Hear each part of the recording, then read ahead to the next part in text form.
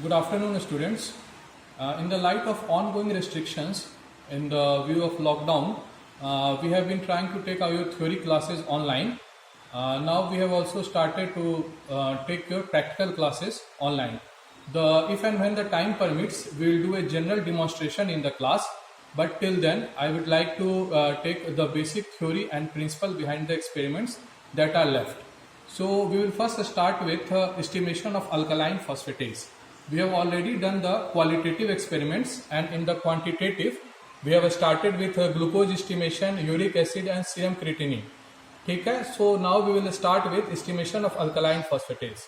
First, the normal levels of alkaline phosphatase and the basic theory behind it.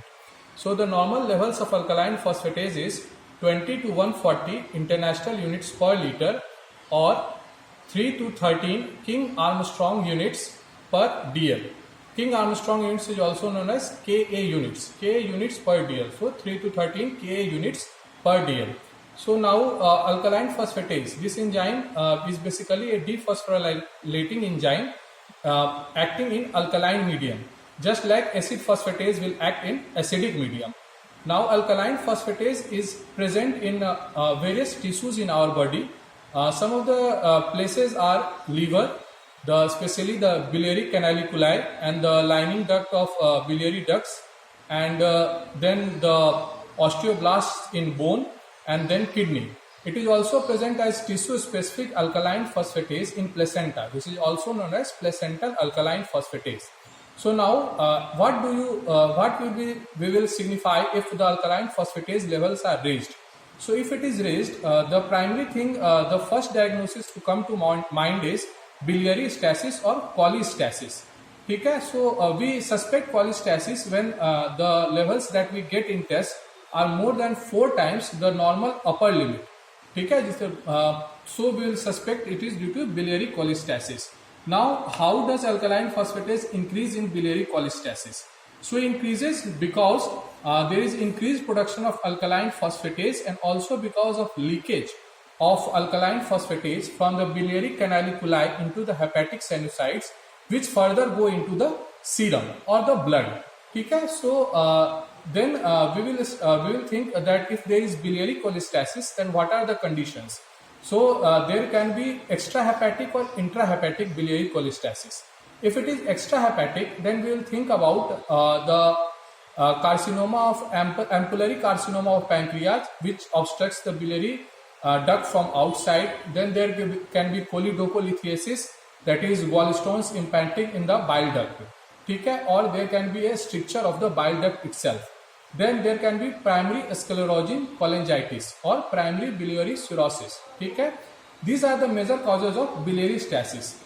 Other causes of increased alkaline phosphatase levels are in liver. There is hepatitis or cirrhosis or hepatotoxic effect of therapeutic drugs.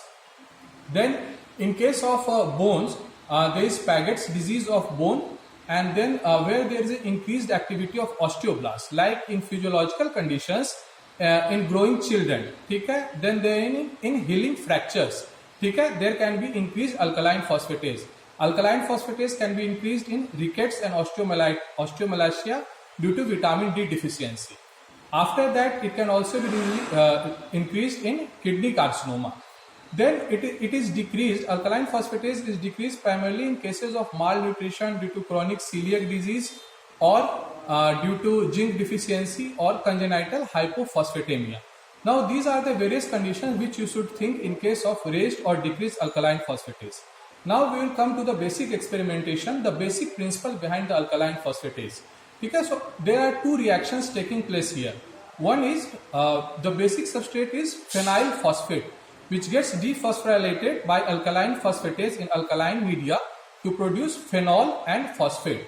This phenol reacts with 4-amino antipyrine in the presence of potassium ferricyanide to give a orange colored complex. So you see the amount of alkaline phosphatase will directly correspond to the amount of phenol released, which will correspond to the density, to the optical density of the orange colored complex, giving us an estimate of the alkaline phosphatase levels. Now we will take a look at the actual reagent which is there. Okay? So the actual reagent, the alkaline phosphatase reagent has 3 reagents. ठीक है? So this is the reagent 1, which we will prepare by mixing it with purified water, and this is known as buffered substrate.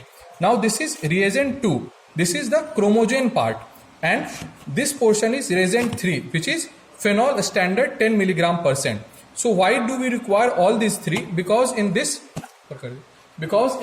reaction, we will estimate in King Armstrong units by subtracting the optical density of test minus optical density of blank divided by standard minus control.